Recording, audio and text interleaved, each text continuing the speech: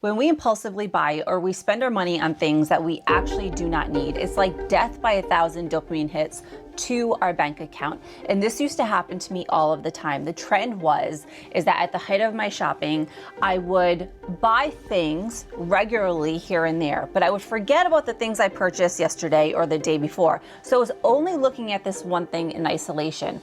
And so the $20 here or the $50 here or the $100 here did not feel like a huge dent to my bottom line. It didn't feel like it made such a difference. But the trend is that after about a year, all of these things would accumulate.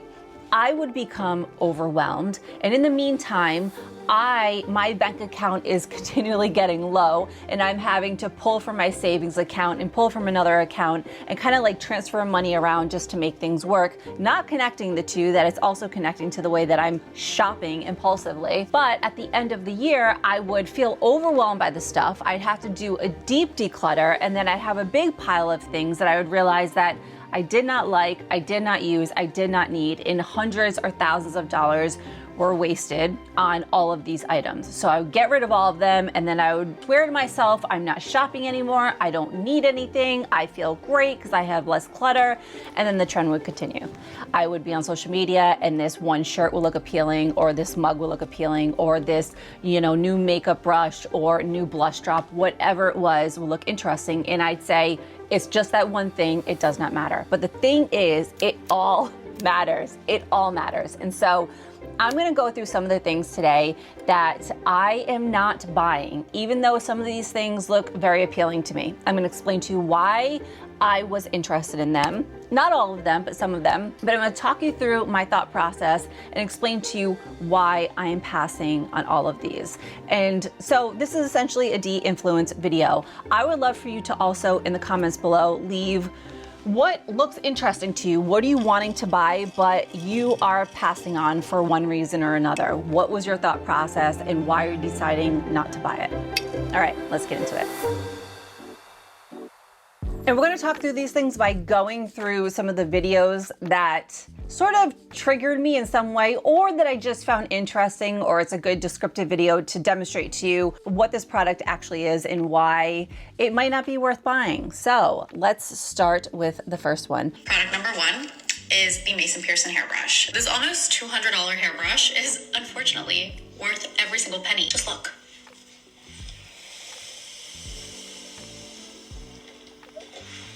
All right, that's the first one, the Mason Pearson hairbrush. What did that brush do? What did it do? I don't know. What does it made it a little silkier because she put a brush through it, which any brush would do that. But here is the thing, this brush has been around for a long time, but it's really coming up on my feet a lot. This brush costs about $200 at the low end. And everybody that shows this brush are like, it makes my hair so silky and so smooth.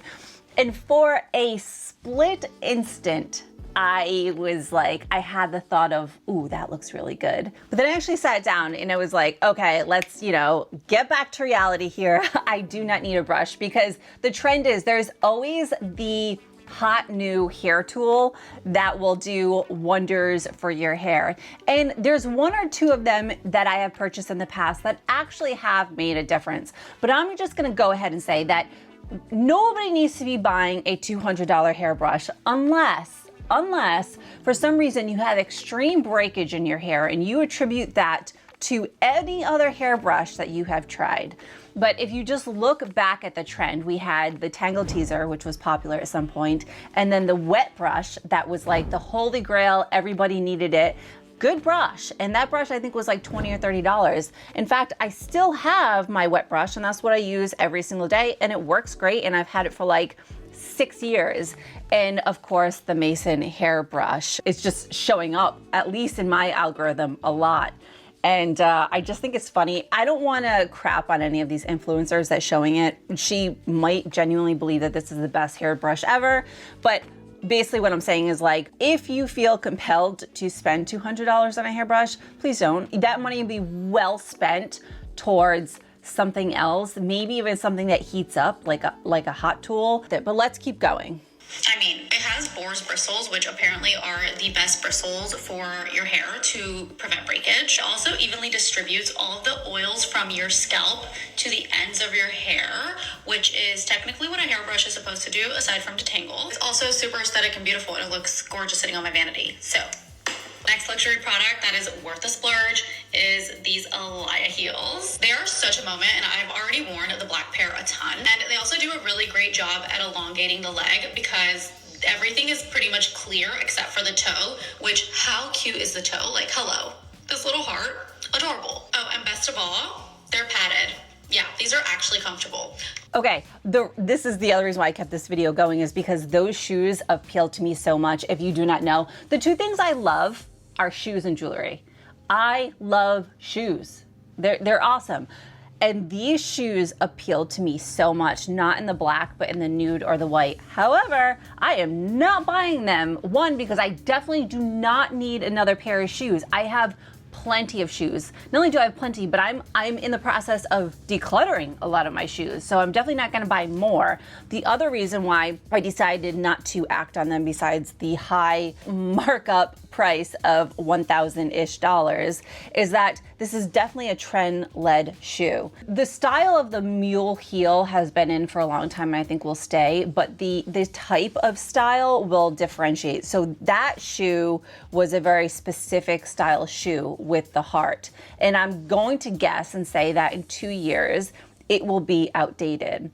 Also, with the clear PVC plastic, that does stain in color over time. And so even if you wanted to keep this shoe for 5 or 6, 7, 10 years, it would be really difficult to do unless you're wearing them infrequently. And if you're wearing them infrequently, then that doesn't make sense. I think buying a pair of shoes like that, although they look great, is probably not the best choice, especially when they're trend-led. The other shoe that I used to be obsessed with, that I was so close to buying, but I could not pull the trigger because I think they were about 1,000 to 1,200 around these. And I'm gonna butcher the name. It's like Mock and Mock. It's the high heel shoe that had the rhinestone bow on it. And I lusted after these shoes, and I came so close to buying them secondhand. Even secondhand, they were like $900 to $1,000. But I'm so glad I didn't. And that was before I started this whole budgeting thing. But I'm so glad I didn't, because if I had them now, they would be getting decluttered. Because one, they're not an everyday shoe, they're an event shoe, and I don't want to pay that much money for a shoe that I'm gonna wear infrequently. I think the only way it's kind of worth it to spend a lot of money on a shoe is if you're actually gonna get wearing time out of it. And two, it is very trend-led with the bow on the toe box. And so they're kind of outdated now. You can still wear them, but they were so popular for such a time that now they're dated. So I'm glad I did not buy those, and I'm gonna be even more glad I didn't buy these. All right, let's keep going. Bracelet. I'm not here to give you any financial advice, but I will say, everyone's always asking me, oh, how do you afford this? How do you afford that? I don't save. Yeah, I find it pointless. For what? Like, to invest? The only thing I'm doing is investing in myself. I hate that. I mean, good for her. If she feels great buying all of that stuff and does not save any money, then, have at it, honey, have at it. And I probably would have had that attitude like 5 years ago if that was me. But I kind of just feel bad for her now if that is actually the case. All right, the next one is the bog bag. I cannot escape the bog bag. I can see the appeal with this one because if you carry around a lot of stuff, it might look great. If you go to the beach a lot or if you live near the water, this is also heavily marketed towards mothers. But there are a lot of things wrong with this bag. If you initially see it, it looks like it's a great way to carry a lot of stuff and stay organized. The problem with this bag is that not only is it between $80 to $100, depending on the type and the size that you get, but this company is so smart because they don't give you any pockets. I think they give you one pocket maybe, but they don't give you any other organizational things to hold. Like a lot of tote bags will come with zippered pockets and other pockets on the side. This doesn't have any of that. You have to buy all the accessories that range anywhere from like $15 to $50. You have to buy all the accessories separate. So you're left with all of this stuff. And this is the problem with the Bog bag too, is that this is very trend led. I think if I was going to spend my money, it would be on something that was very subtle, neutral, and minimal, because the pastel and bright colors just is really, it's a good key indicator that you're gonna look at that bag in 2 years and not want to use it, because it's so popular right now that it's going to be outdated. But let's look at what the Bog bag is and the appeal of it. I caved and I got a Bog bag. I honestly did not think I would ever own one of these. Here we are.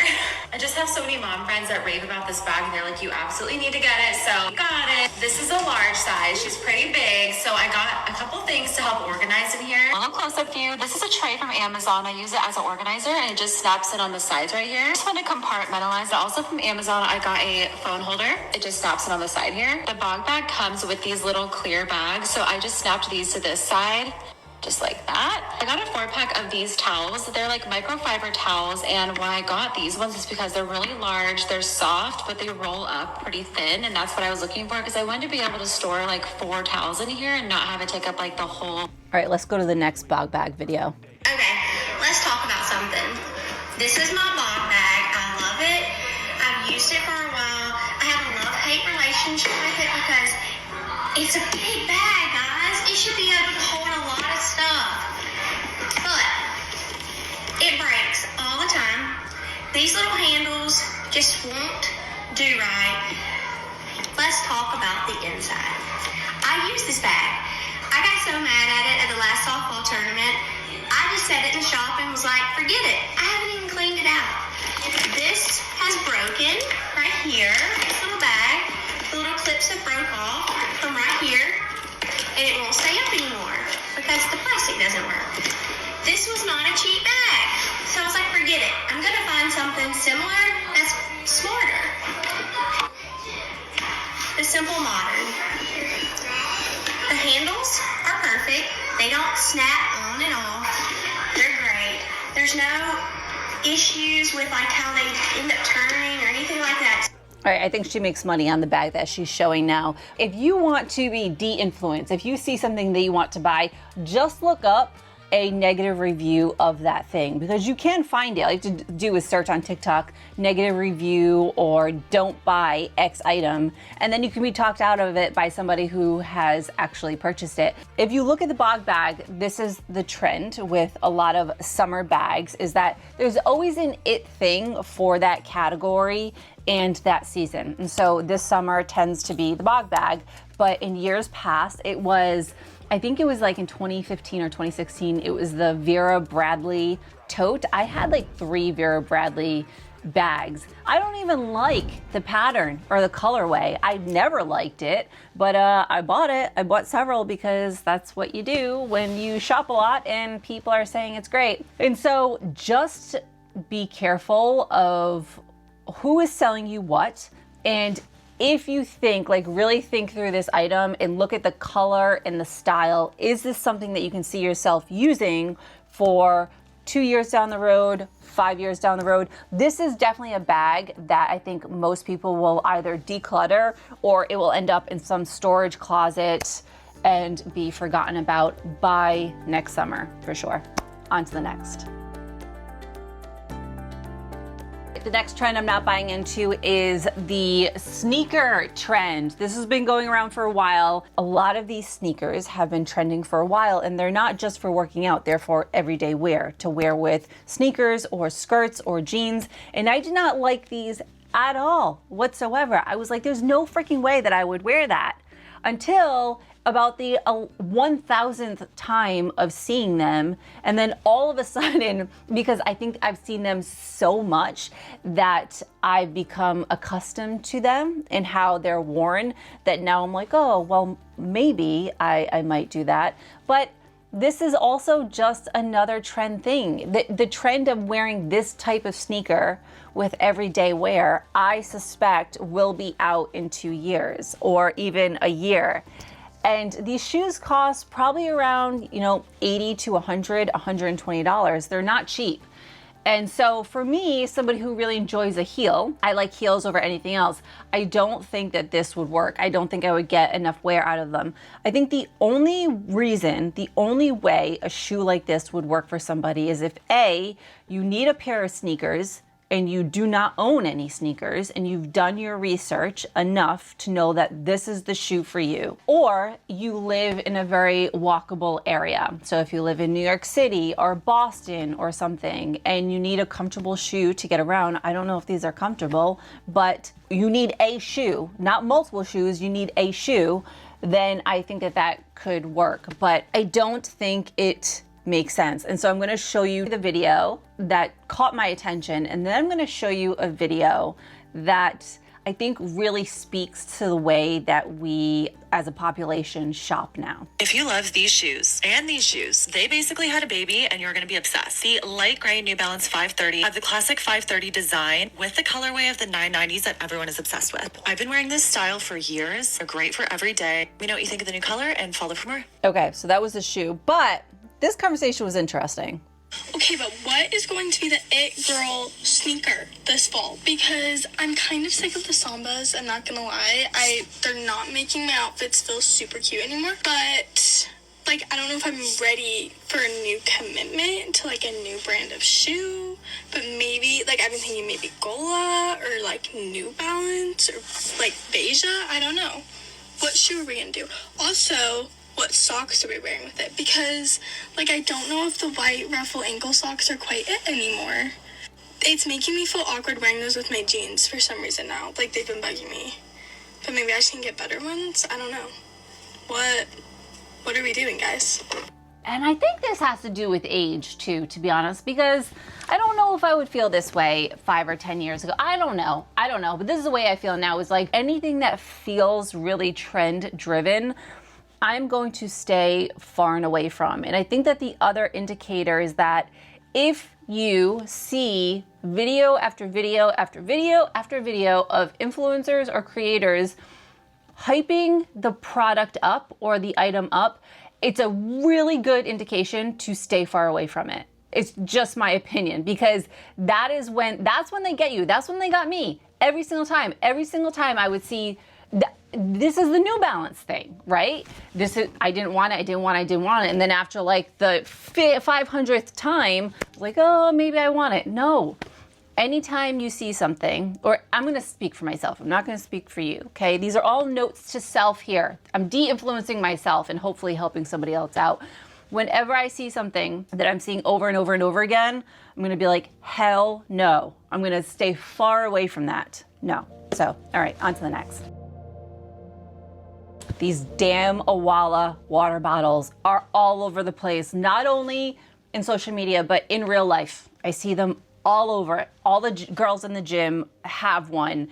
And we have had a water bottle trend for a long time. And one goes out and then one comes in. And these bottles cost about $25-ish right now. So one, not gonna buy it because I see literally everybody using it, and next summer nobody will be using it, and that water bottle will be in somebody's cupboard collecting dust along with all of the other ones. It was Stanley before that, and it was the Yeti Rambler before that, and then before that it was the Swell bottle. Does anybody remember the Swell water bottle? I had like 4 of those that I just decluttered probably 2 years ago. And if you actually look at the colorway of the Awala water bottle, you just can tell that it's not, I mean, some of them are neutral, but for the most part, they're gonna be a thing of the past very soon. It's basically a way to signal to people that you are on your wellness journey and that you are healthy and you are organized. And it is oddly somewhat of a status symbol to have this stupid water bottle, and so was the thing with the Stanley. This company is so smart too for coming out with all of these different color options. And so the reason why I'm not going to buy one is because, one, I know that 2 months from now I won't give a crap about it. I still have my Yeti from years ago. I don't have my Swell anymore. I have like 3 Yeti coffee mugs. I also have a Stanley that I don't love anymore. none of it I really like. So I'm gonna pass on it, but if you don't know what I'm talking about, let's watch a video on it very quickly. Waller really said, we hear your complaints and we're gonna fix it. This is their newest water bottle and they heard your complaints about that tiny little handle and they went ahead and gave you one that your whole hand can fit on. Still cup holder friendly, still made the same way, can hold ice for 24 hours, still has the built-in straw, still comes in all kinds of fun colors, but with a new and improved handle. We love a brand that listens. So anyway, I'm gonna link this to the orange shopping cart below so that you can get the new and improved handle. I actually don't know why this caught steam because I'm sure you can find other water bottles that are similar style, and why they're popularized is because they're known as being leak proof and travel friendly because they have a little handle. But you can probably find like a $15 water bottle at Target or Walmart that does the same exact thing. I'm not, because I don't need a water bottle, but yeah, I don't really get it. Let's talk about the beaded bag. I've seen this so much in my feed, so let's quickly talk about it. I found all the beaded bags that I was hunting for and some, so I want to show you guys my whole collection now. First and foremost, a bestie actually shipped this one to me. I still to this day have not seen this bag, but it's just a martini beaded bag and I just am obsessed with this and I love the little stars. I feel like this is a perfect nighttime one. Then we have the really cute tassel one. I love this. It just looks really festive. Next is the lemon sun with the diver. This one's so cute. All right, she bought all of the beaded bags for us. Like I didn't even realize she had this many, and she's still going. We're at the very beginning of the video. We're not gonna watch the whole video because we don't need to see her entire beaded bag collection. The point is that I think that some of these, not all of them, could be really cute for summer or, you know, like different events, but definitely trend led for sure. This is not something I would ever pick up in a year. I already know that just by looking at the style of this. This is something I would see in my closet next year and would absolutely get decluttered or just not get worn for sure. But let's do one more video on the beaded bags. Unfortunately, I'm addicted to beaded bags. So let's go through my entire collection, where they're from, and what they cost.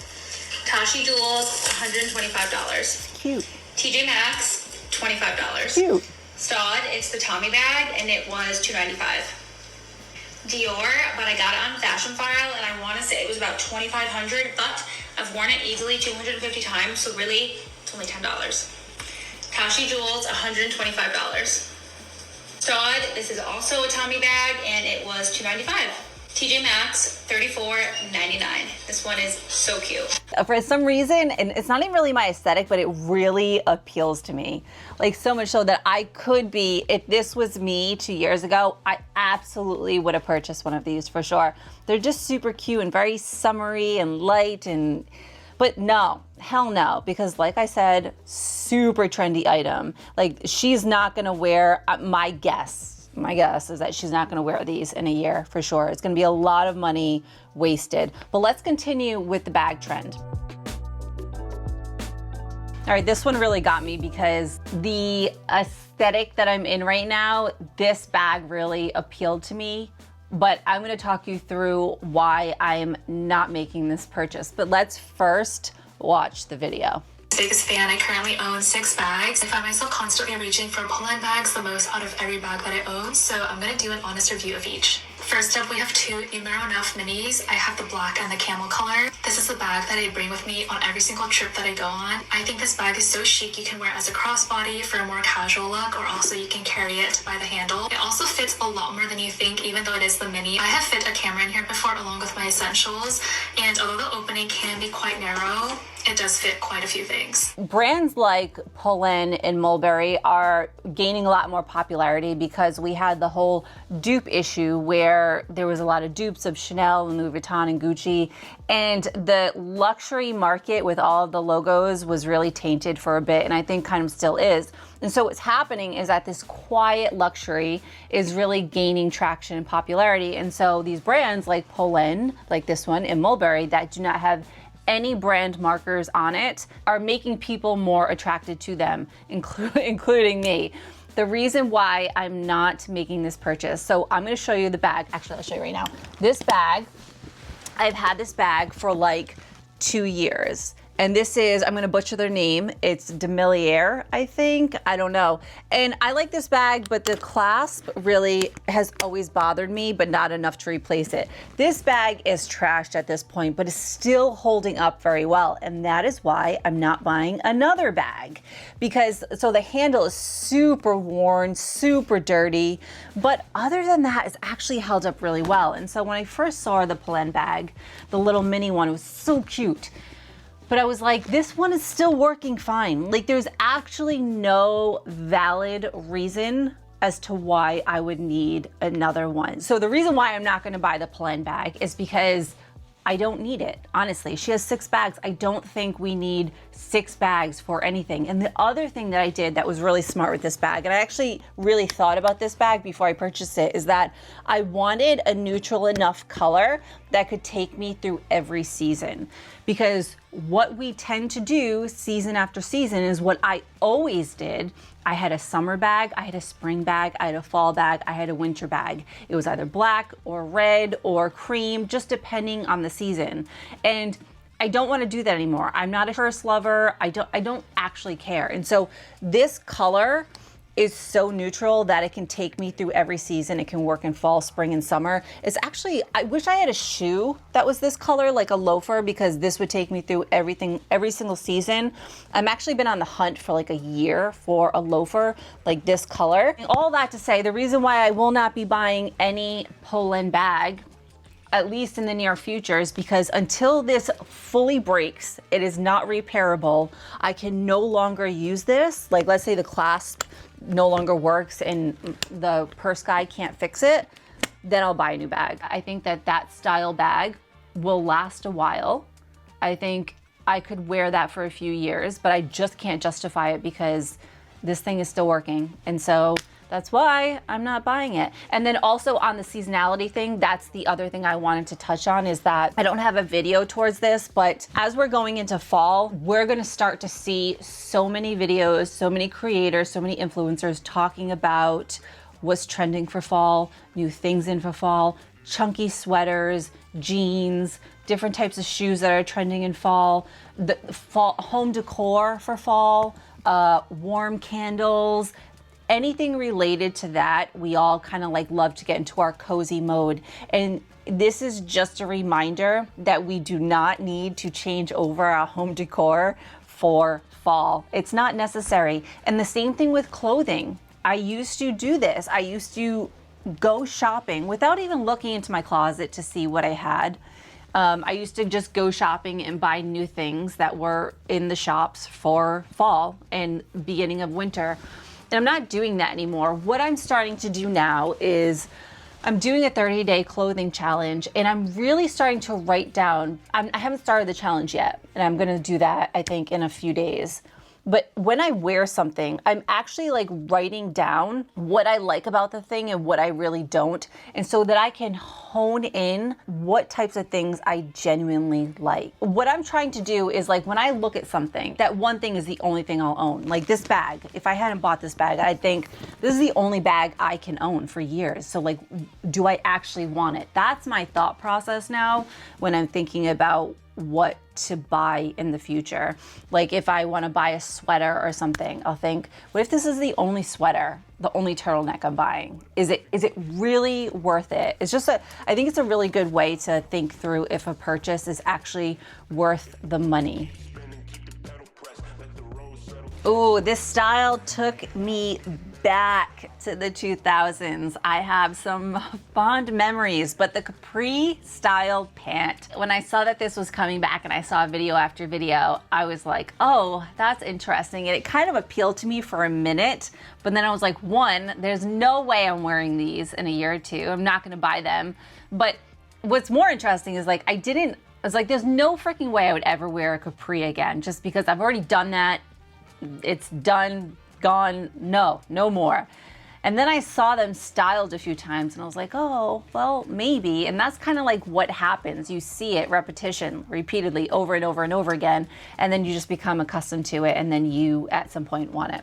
So let's look at the capri trend, shall we? And talk about why we should not buy capris. this video is what appealed to me. I know somebody's going to say you're too old for this outfit, but my theory is you've got to wear a little bit of trend in order to not look dated. I like to mix a little bit of classic with a little bit of trend. I'll show you an outfit I have right now that is borderline classic, borderline trend. Let's get ready for dinner. Start of this outfit is a pair of capri pants. This is the item of the outfit that's a little trend driven. The rest of it we're going to keep very simple and classic because we don't want to overdo and wear too many trends at once. They are just a very slim fitting classic capri pant. This is the little light sweater, keeping it simple on top. I'm wearing the trendy bottom. Let's throw on a heel because a heel always looks good. I picked these up at Amazon. I'm in love. They are classic and chic. I have to tell you, there are at least 3 brands, Valentino, Alaya, I don't even know, who make a little mesh shoe just like this. I'm going to show you right here. Boom, boom, boom. Little classic sling back. I can put a little sweater around my shoulders, a pair of black shades like this, my black bag, and I'm ready to go.